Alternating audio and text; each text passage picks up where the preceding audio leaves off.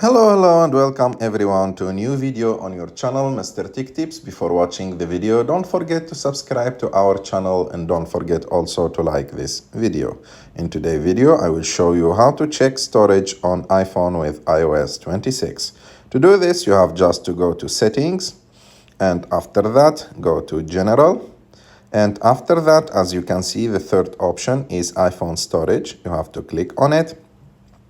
And as you can see now, it will give you like the storage of your iPhone. And as you can see, it will give you how much storage left do you still have.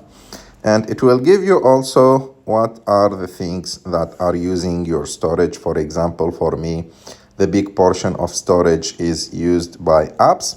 And from here, you can know what you should exactly delete from your iPhone to free up some storage on it. I hope that you like this video. If you like this video, don't forget to subscribe to our channel, to like this video, and see you